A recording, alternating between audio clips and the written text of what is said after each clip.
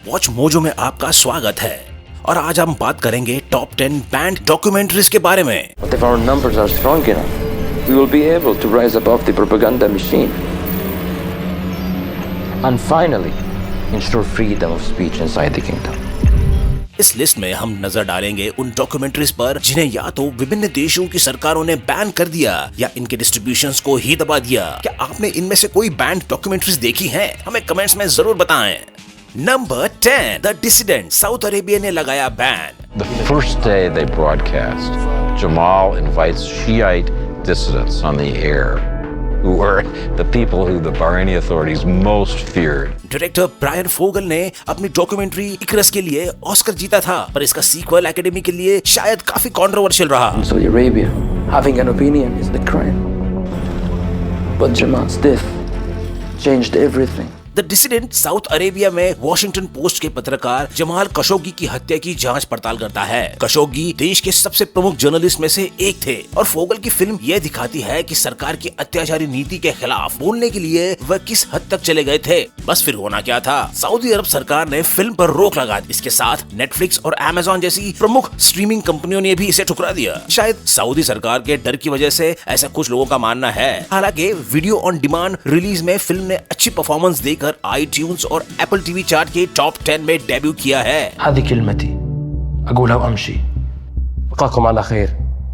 كونوا أحرارا. Number 9, The Man Who Mends Women, The Wrath of Hippocrates. Congo के democratic Republic ने लगाया ban. Documentaries बड़े पैमाने पर अनदेखा किए जाने वाले मुद्दों पर रोशनी डालता है, जागरूकता फैलाने और बदलाव लाने का भी काम करते हैं। बेल्जियन डायरेक्टर थियरी मिशेल की यह एक डॉक्यूमेंट्री कॉन्गो के एक गायनेकोलॉजिस्ट डॉक्टर डेनिस मुक्वेजे के बारे में है। लड़ाई के दौरान हमले की महिला पीड़ितों के लिए अपने उपचार और वकालत के लिए मुक्वेजे प्रसिद्ध हैं। Sikia saa moya hasira yenye na kuleta lia tu.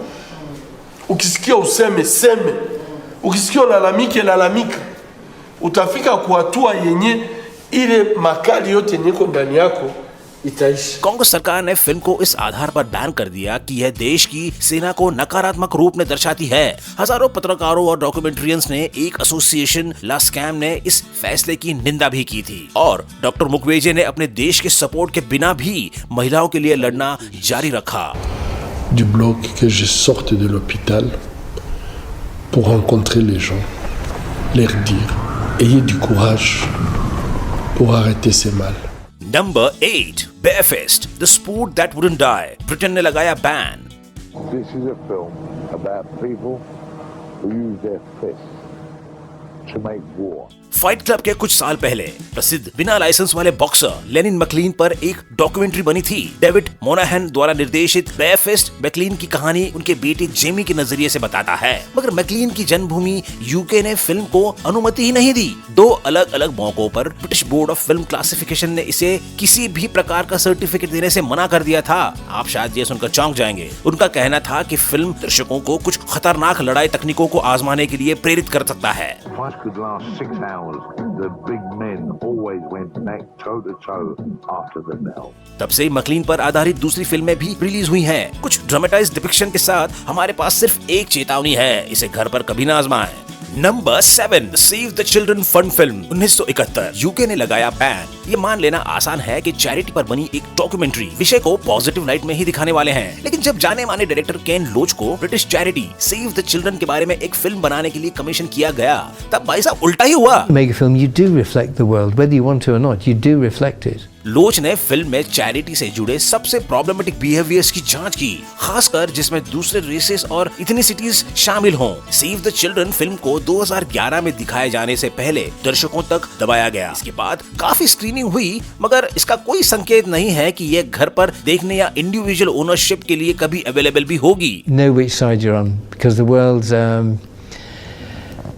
difficult, dark place with a lot of dark things happening, exploitative things happening. Number 6, Brave, Bashed, Battered and Bruised, 1997, Britain द्वारा बैन किया गया। बेयरफिस्ट ब्रिटेन में हिंसा के लिए ban होने वाली अकेली मूवी नहीं है। British board of film classification द्वारा ब्रेव, बैश्ड, बैटर्ड एंड ब्रूइस्ड को भी बैन किया गया था। मुख्य फिल्म से फिल्म में मार्शल आर्ट्स की लड़ाई में भयानक चोटों को झेलने वाले लोग और ढेर सारा फैला हुआ खून जैसे दृश्य शामिल हैं।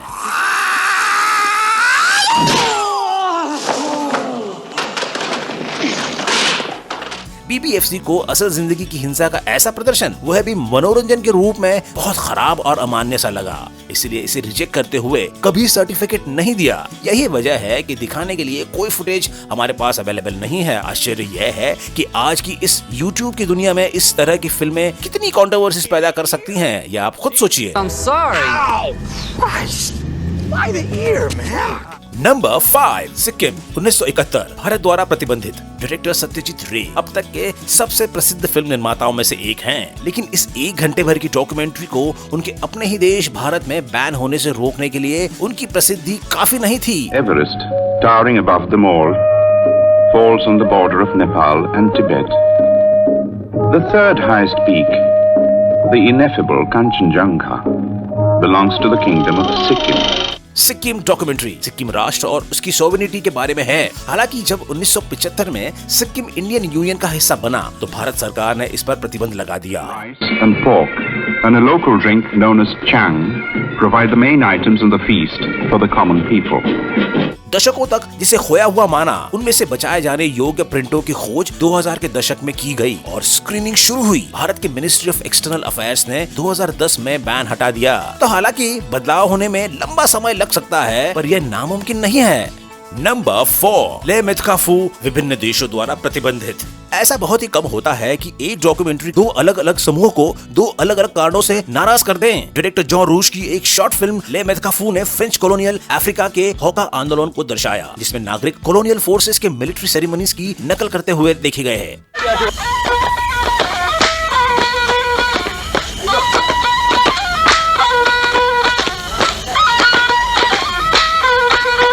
वहाँ कब्जा जमाए रखे फोर्सेस को इस तरह अपना मजाक बनते देख काफी गुस्सा आया और उन्होंने घाना के साथ साथ अन्य कॉलोनाइज अफ्रीकन देशों में भी इस फिल्म पर बैन लगा दिया। अफ्रीकन सिटीजन्स भी इस फिल्म के एक्सोटिक रेसिज्म की वजह से काफी नाराज थे। इसी तरह डॉक्यूमेंट्री ने लगभग सभी को नाराज कर दिया था। वैसे आपकी जानकारी के लिए बता दें, ये अगर आप देखना चाहें तो ये यूट्यूब पर अभी भी अवेलेबल है।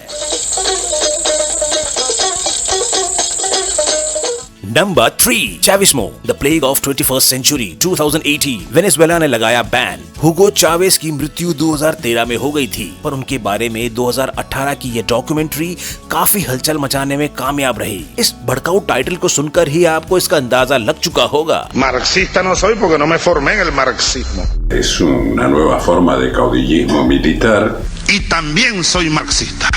वेनेजुएला की सुप्रीम ट्रिब्यूनल ऑफ जस्टिस ने इस फिल्म की पब्लिक स्ट्रीमिंग पर बैन लगा दिया, क्योंकि इसमें ये दर्शाया गया है कि कैसे विवादों में घिरे नेता भी सत्ता में आ सकते हैं। The teachers association of Simon Bolivar university ने इस सेंसरशिप को बोलने की आजादी पर उल्लंघन का आरोप भी लगाया।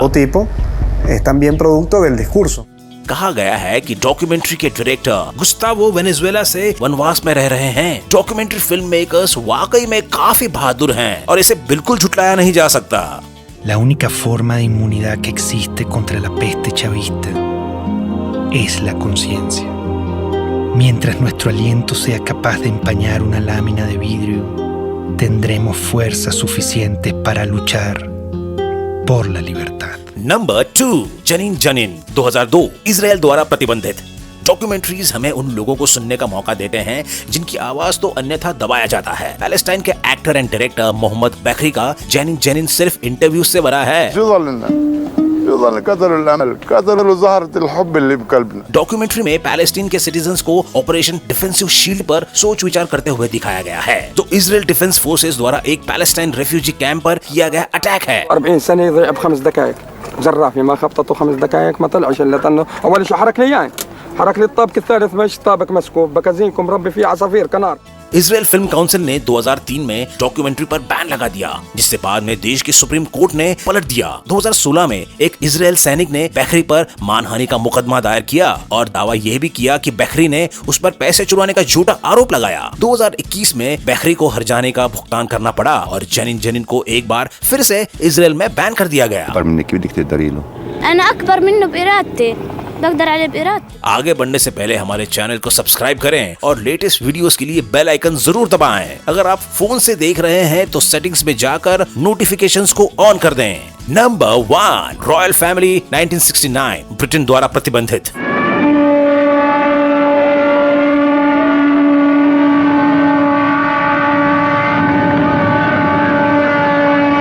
हम सभी ब्रिटिश शाही परिवार के बारे में जानते हैं, लेकिन इस डॉक्यूमेंट्री ने इस साम्राज्य को करीब और व्यक्तिगत रूप से पेश किया। जब प्रिंस चार्ल्स वेल्स के राजकुमार बने तो समारोह को यादगार बनाने का भार क्वीन एलिजाबेथ ने डायरेक्टर रिचर्ड कॉस्टोन को सौंपा था। उन्होंने 43 घंटे के फुटेज शूट की, जिसे टेलीविजन में प्रस्तुत करने के लिए काटकर 90 मिनट का बनाया गया। इस फुटेज ने बहुत बड़ी मात्रा में दर्शकों को आकर्षित किया।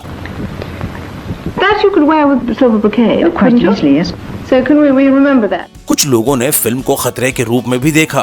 डेविड एटनब्रो ने कॉस्टोन को ये कहा कि वो राजतंत्र का विनाश कर रहे हैं। रानी एलिजाबेथ ने फिल्म को बाद में टेलीकास्ट होने से रोक दिया। हालांकि ये 2021 में YouTube पर लीक भी हो गया था और आज भी मौजूद है। उफ, इस शाही दर्द का क्या कहें।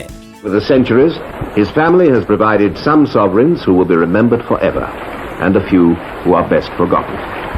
But if he needs help, there is 1,000 years of family experience to call on. कैसी लगी आपको हमारी आज की लिस्ट? वॉच मोजो की ये दूसरी रीसेंट क्लिप देखें और सब्सक्राइब करना ना भूलें और लेटेस्ट वीडियोस की नोटिफिकेशन के लिए बेल आइकन जरूर दबाएं।